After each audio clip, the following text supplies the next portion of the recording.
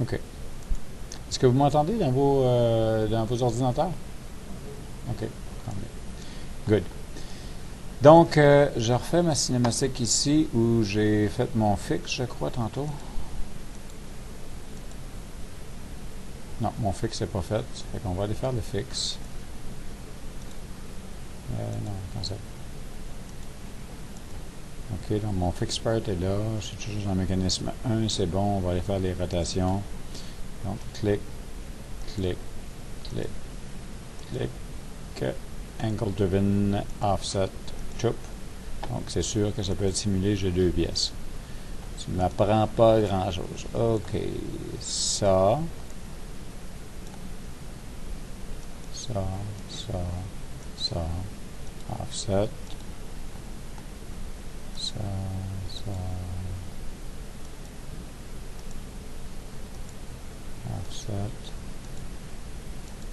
cylindrique, ça et ça. OK. Ça fonctionne. Bon. On va dire qu'on va se mettre un petit rigide juste pour la forme entre ça et ça.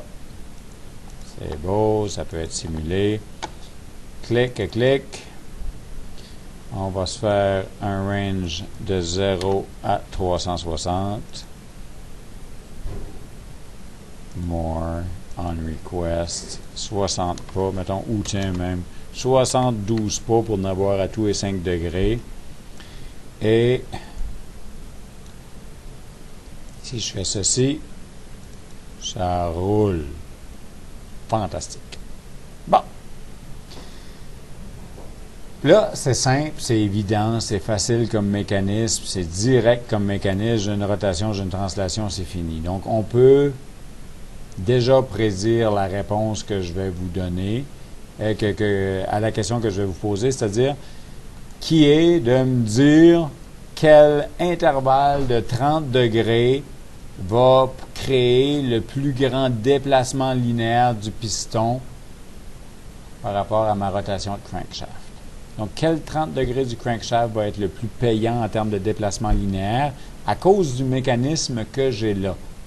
Vous comprendrez que si je prends 15 degrés de chaque bord du point mort haut ou 15 degrés de chaque bord du point mort bas, ben, j'ai un grand déplacement de crankshaft pour pas grand-chose au niveau du piston. C'est pour ça qu'on appelle ça des points morts. Alors que si je fais le même plus ou moins 15 degrés par rapport à un angle qui est à 90 degrés de vertical, bien là, je suis presque linéaire, donc c'est là que je devrais pouvoir obtenir mon plus grand déplacement vertical dans ce contexte-là. OK? Et si je veux le valider, bien là, ce que je peux faire, c'est utiliser des senseurs. Et les senseurs sont simplement placés sur chacune des liaisons. Donc, si une liaison ne peut que fonctionner en rotation, bien, le senseur va être un senseur de rotation, il va enregistrer les angles. Si la liaison peut, comme dans le cas du cylindrique que j'ai utilisé ici, quand j'utilise un cylindrique, je peux le mettre angle driven ou length driven. Donc, je peux enregistrer autant un déplacement linéaire qu'une rotation. Donc, là, quand je vais arriver sur mon senseur pour le cylindrique, bien, je vais en avoir deux. Donc, je peux enregistrer soit son déplacement angulaire, soit son déplacement linéaire. OK? Donc, moi, ce que je vais faire maintenant, c'est analyser mon mécanisme de manière à pouvoir vérifier quel sera le déplacement linéaire du piston par rapport au déplacement angulaire du crankshaft. Donc, je vais activer mes senseurs, ce qui va me donner une nouvelle boîte de dialogue de senseurs. Et là, je vais aller mesurer l'angle de mon joint Revolute 1, qui est celui que j'ai fait entre le crankshaft et la base. Donc, c'est ce que je veux. Tout ce que je fais, c'est que je sélectionne et il devient observé. Et en même temps, ben, je vais voir ce qui se passe au niveau du déplacement de mon Cylindrical 4, qui est le dernier joint que j'ai fait. OK? Je l'observe aussi. Donc, je commence par taguer ou identifier les senseurs que je veux observer. Et là, après ça, je viens faire fonctionner mon mécanisme. Là, je marche à l'envers. J'aurais dû me revenir à 0 au début, puis après ça repartir. Mais en tout cas, je viens de passer de 360 à 0 au lieu de 0 à 360. Ça ne change pas grand-chose au prix du ballonné. Là, ça va me donner un résultat pareil. Mais c'est surtout que maintenant, je m'en viens dans les graphiques et je viens d'obtenir ceci. Où la courbe en jaune est la courbe d'angle et la courbe en vert est la courbe de déplacement linéaire. On voit que la courbe en vert passe de 0 à moins 0,42 quelque chose et revient à 0,27 quelque chose et c'est pas 2,7 quelque chose? Ouais, c'est 2,7 quelque chose et revient à 0. J'ai pas bien localisé ma géométrie. OK, si je veux faire ça, on va refaire ça là, pour que ça soit clean. Puis c'est correct que j'aie fait l'erreur parce que ça montre que ça peut valoir la peine de s'organiser. Si je suis ici, moi, ce que je voudrais en fait, c'est être capable de remettre mon point mort haut au bon endroit. Donc, si je veux faire ça correctement, ben, il va falloir que je refasse mon mécanisme.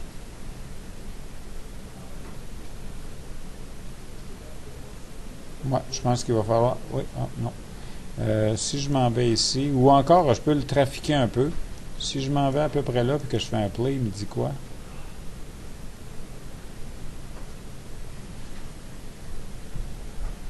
Je suis pas pire, mais je sais pas exactement. Non, je pense qu'on va refaire ça en arrière. Ça va être plus facile. Attendez un petit peu. No. On va rouvrir ça.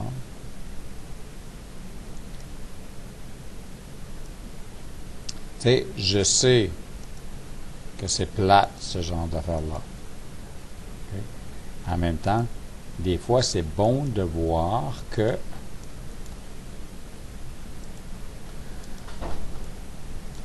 il faut gosser pour réparer des erreurs. Et ça peut vous arriver, ce même genre d'affaire-là. Donc là, je suis contraint, ça c'est correct.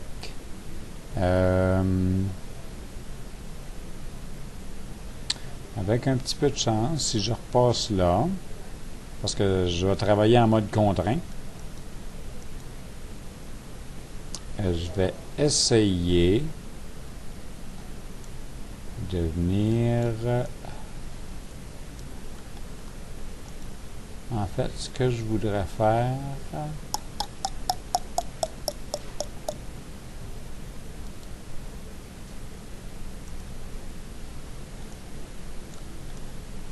Je vais aller chercher mon point mort haut, donc on va venir se créer un point normal à la courbe. Pas normal à la courbe, pardon, au centre ici. OK, je vais venir me faire un point. Je vais venir me faire un axe là. Je vais venir me faire un plan True Point and Line. Et j'ai un point et j'ai une line. Donc le plan que j'ai là est parfait. Ce qui fait que je vais revenir ici, demander à ce que ce plan-là devienne ici parallèle. Donc j'ai une chance sur deux de pogner le bon côté, soit que je vais être point mort haut, point mort bas, mais dans les deux cas, ça fait mon affaire. Oups. Je viens de tomber point mort haut, big go, je suis en business. OK, donc ça va devenir mon Basic Moteur ENA Top Dead Center.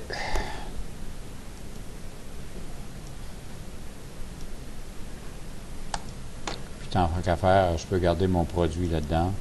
C'est bon.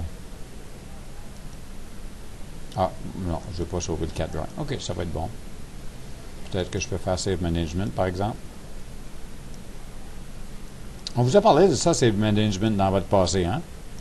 Vous savez que si vous voulez renommer des pièces dans un produit, si vous voulez changer des pièces de place dans un dossier, par exemple, dire que Vous avez plugué ça tout ça d'un gros sac à poubelle, mais après ça, vous voulez faire un sous-dossier qui s'appelle Examen, dans lequel vous mettez votre produit pour l'assemblage. Vous ne faites pas ça dans Windows, parce que si vous faites ça dans Windows, moi, quand j'arrive pour l'ouvrir, je vois un bel arbre, il n'y a rien dedans, il n'y a plus de pièces. OK? Vous faites ça à travers Save Management. Donc ici, je vais faire Save As. OK? Il va le sauver à la bonne place. Ouais. Puis je vais faire Propagate Directory, juste pour être sûr que tout le monde se sauve à la même place, mais surtout pour être sûr que tout le monde se sauve. Ça fait que si j'ai fait des modifications, comme j'ai fait dans le crankshaft, ça sauve partout.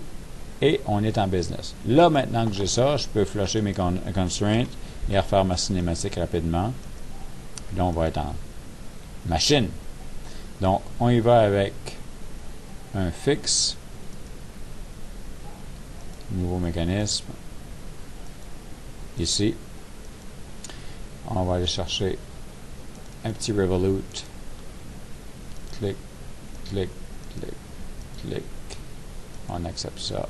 Angle driven, ça marche. Un autre revolute ici.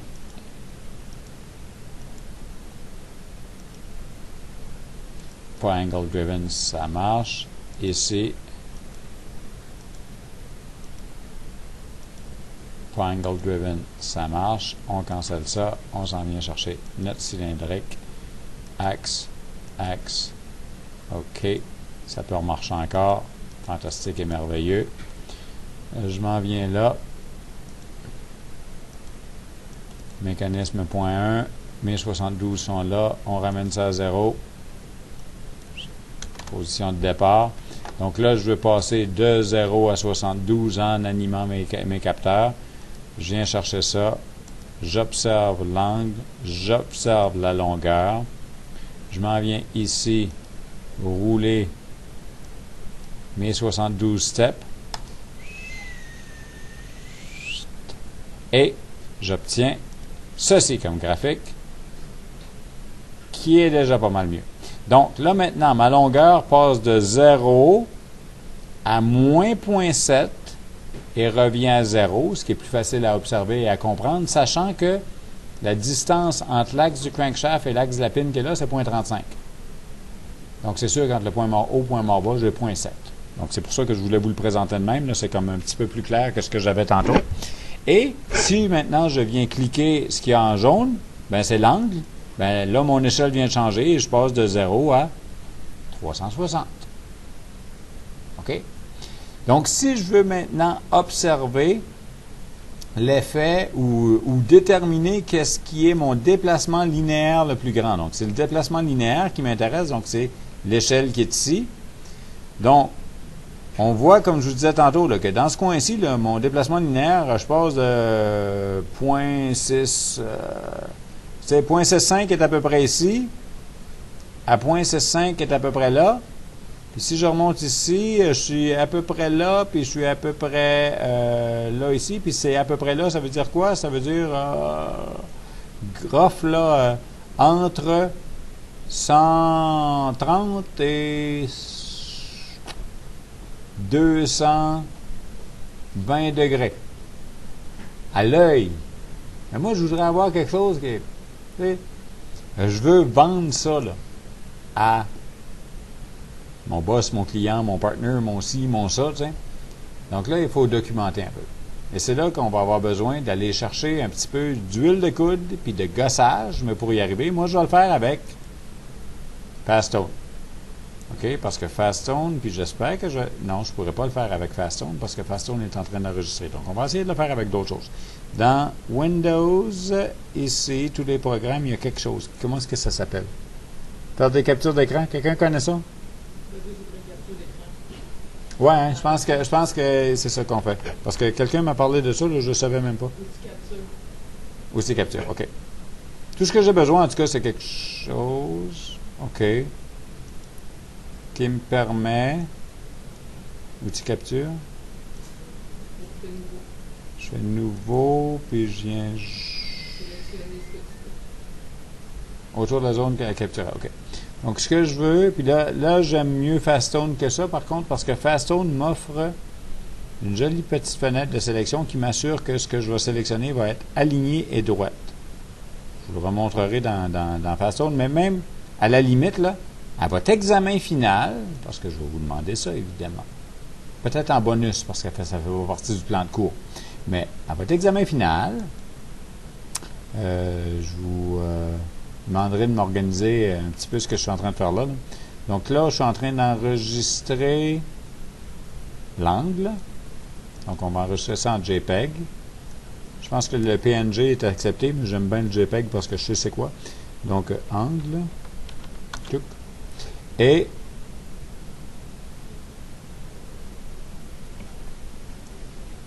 OK, ça c'est bon. Je peux le refermer, j'imagine. Ah, il faut que je revienne au outil capture. OK. Là, je vais changer d'échelle. Je vais revenir là. Capture. Cap.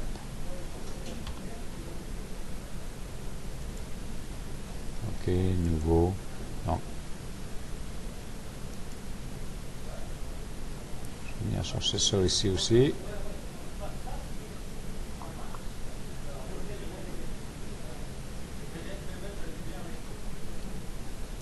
Bon, disons que c'est ça. J'enregistre en JPEG, puis on va l'appeler displacement ou ouais, juste. Bon. OK. Là, ça s'en vient un petit peu ésotérique. Là, j'ai été chercher mes diagrammes. Je vais aller me chercher quelque chose pour travailler, ce qui va être une base de 4 drawings, dans lequel je n'aurai pas de snap, dans lequel je n'aurai pas de quadrillage, puis dans lequel je n'aurai même pas de feuille, parce que c'est même pas ça que je veux. Je vais m'insérer. Ben, en fait, je peux garder mon quadrillage, puis mon snap temporairement, puis après ça, je vais débarquer. Donc, je vais insérer d'abord un des deux JPEG que je viens de créer, donc ça n'a pas vraiment d'importance. Je vais me plugger quelque part sur une référence. Je vais venir ensuite insérer le deuxième. Donc là, j'ai ramassé l'angle, je pense. Donc, je vais venir chercher le déplacement. Le but étant d'avoir les deux diagrammes, un en dessous de l'autre, avec les deux échelles. Là, maintenant, je peux débarquer ça, je peux débarquer ça, pour avoir de quoi de plus clair pour travailler avec.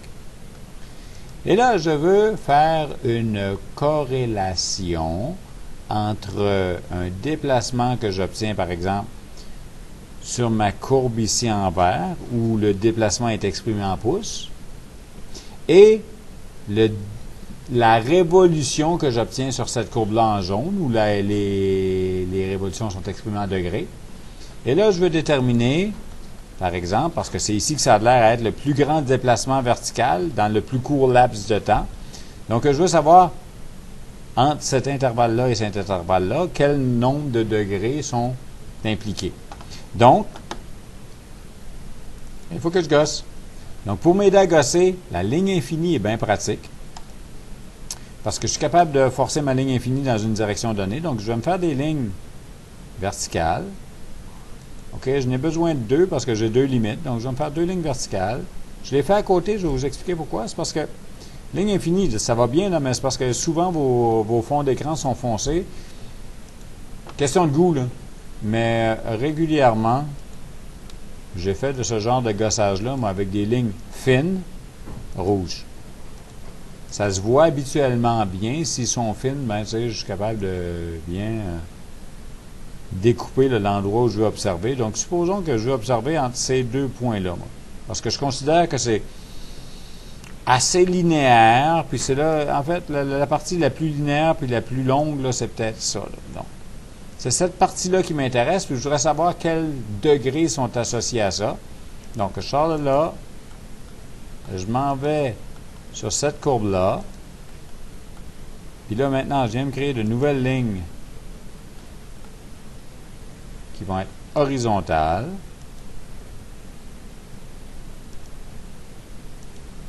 Que je vais ramasser encore ensemble, que je vais encore mettre rouge, que je vais encore mettre fine. Et que je vais venir maintenant faire croiser celle que j'avais déjà à peu près, parce qu'on s'entend, là, c'est pas une science précise que je suis en train de faire là. Je gosse sur des captures d'écran, mais c'est mieux ça que rien. Là, c'est sûr, comme je vous ai dit, là, je travaille sur un mécanisme qu'on connaît, qu'on peut prévoir. Celui que j'ai pour votre examen, vous ne pourrez pas le prévoir. C'est pour ça que je veux que vous sachiez le faire, parce que ça va me montrer que vous avez compris un petit bout là-dedans. On voit, là, je suis en train de jouer là, dans ces plages-là. OK, donc je suis entre 80 degrés et 120 degrés à peu près. À peu près, parce que c'est ça, 50. Si je voulais être un peu plus précis que ça, je fais quoi?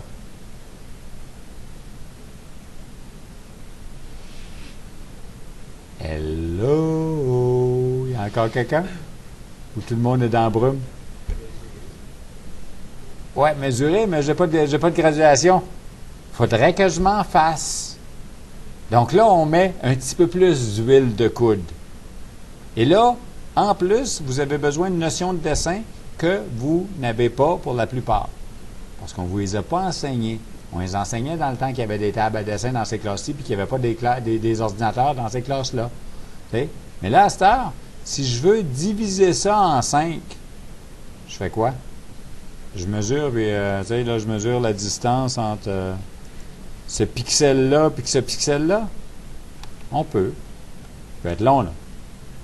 Petit truc qui pourra, j'espère, vous servir à de nombreuses occasions autres que dans du dessin, parce que des fois, vous faites de la réno, vous faites n'importe quoi, là, tu sais, puis ça peut être applicable.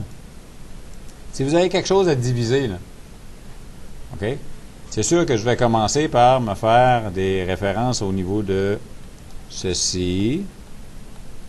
Donc, je vais aller le plus possible au milieu de ma ligne. Puis, je vais aller ici. Je vais en faire un autre encore aussi, le plus possible au milieu de ma ligne. OK? Je vais les mettre dans une autre couleur là, pour qu'on ne se mêle pas trop. Donc, fuchsia, par exemple. Fin encore. Bon, OK. Donc, je voudrais diviser ça en 5. Donc, tout ce que j'ai à faire, c'est m'arranger pour me créer un segment. Quelque part. On va le mettre fuchsia là aussi. Mais je vais m'arranger pour que ce segment-là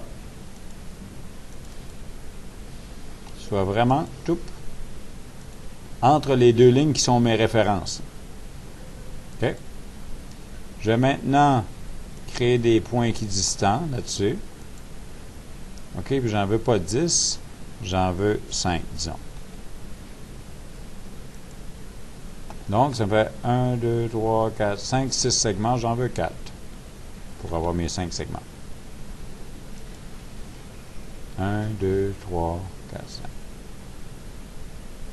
C'est ça.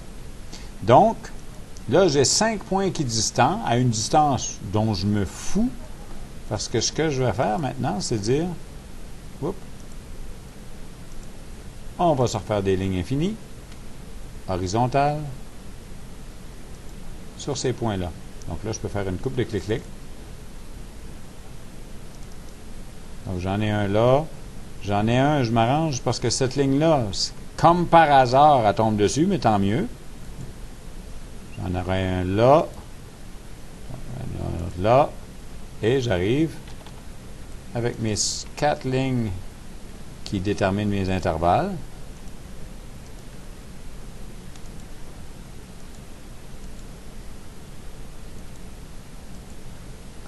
Et j'étais pas pire pantoute tantôt avec mon 120. Hein, parce qu'en réalité, je suis peut-être pas à 120, là, je suis peut-être à 119,5, là, mais si je voulais, maintenant, je pourrais rediviser ça. Je n'ai pas tout le temps besoin de ce niveau de précision-là. Mais c'est comme ça qu'on est capable de diviser une longueur inégale en un certain nombre de segments égaux. On n'a pas besoin là, de commencer à mesurer et de diviser, parce que souvent, on a des chiffres qui n'ont pas d'allure. Là, comment est-ce qu'on retrace ça? Vous tracez une ligne d'une longueur connue, idéalement. Puis, vous la divisez en 5, puis après ça, vous retracez des parallèles, puis ça marche ça. Technique de dessin. Parenthèse, je ne sais pas si c'est avec vous autres que j'ai eu cette discussion-là par rapport au Machinery's Handbook. Je vous ai-tu parlé de Machinery's Handbook, vous autres? Non? Okay. Pour moi, là, c'est moi qui parle, c'est pas le prof. Moi, là, je vous dirais que si vous vouliez recevoir un cadeau ou vous faire un cadeau un jour, là, avant de sortir d'ici, il y a 2 livres qui pourraient être intéressants que vous ayez, qui est le Machinery's Handbook et un livre de dessin technique. Parce que ce que je viens de vous expliquer là, vous allez trouver ça dans un livre de dessin technique. Le livre de dessin technique, si vous en achetez un aujourd'hui, qui a été publié en 2015, d'abord vous allez le trouver en anglais, parce qu'en français, il va être européen, c'est pas nécessairement ce que vous voulez avoir. Si vous cherchez quelque chose de québécois, canadien, en français, vous allez trouver Dessin industriel de Janssen, qui est un livre qui n'a pas été réédité depuis quelques années. Vous allez trouver ça dans les magasins de livres usagés ou sur eBay. Puis vous allez trouver Dessin technique de Giesecke et d'autres auteurs, qui est une édition refaite par Renouveau pédagogique. Et le Janssen, vous allez peut-être le trouver pour une vingtaine, trentaine de piastres, parce que c'est de l'usager. Le Giesecke, si vous l'achetez neuf, il va probablement être pas loin d'une centaine. Et si vous passez du côté anglais, donc des livres habituellement américains, où là, on va vous parler de dessin c'était par ordinateur et tout ça là-dedans, ben, vous allez payer 150, 175 piastres pour un livre de dessin. Ce qui est très bien, parce que c'est très actuel.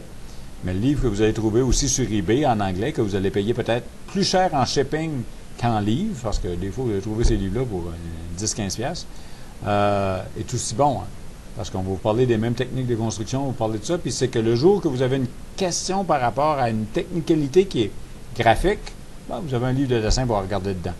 Et vous n'avez pas des notes de cours qui en parlaient peut-être, peut-être pas, puis que vous avez peut-être perdu au cours de votre troisième déménagement. Puis le Machinery's Handbook, c'est pareil.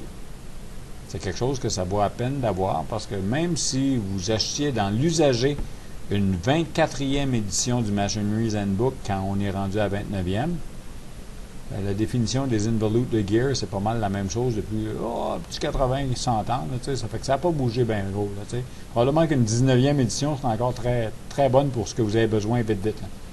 Fait que vous n'avez pas besoin nécessairement de la dernière version à jour. C'est sûr que si on vous l'offre en cadeau, vous la prenez, cool. Mais si vous voulez l'acheter pour en avoir au moins une copie pour travailler avec, là, une vieille version, vous allez payer ça 30, 50 piastres peut-être là, sur eBay. Là. Puis ça va faire la job. Puis vous allez avoir un livre pour travailler avec. Un livre, on le jette moins vite que des notes de cours d'habitude. Donc, ça, c'est juste moi qui parle.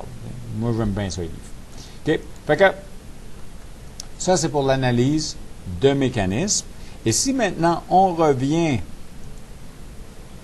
à l'exemple du poster session de Mme Cusson, en fait, je réexplique à peu près le même genre d'histoire qu'est-ce qu'il y avait là-dedans. C'est-à-dire que, dépendant des mécanismes, où on ne peut pas toujours prévoir, tu sais, comme dans ce cas-ci, c'est que j'ai un système en ciseaux.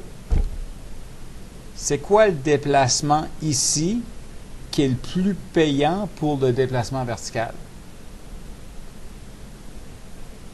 Guess. Est-ce que c'est le premier pouce de déplacement ou c'est le dernier pouce de déplacement? Ou est-ce qu'il y a une place intermédiaire où ça bouge plus?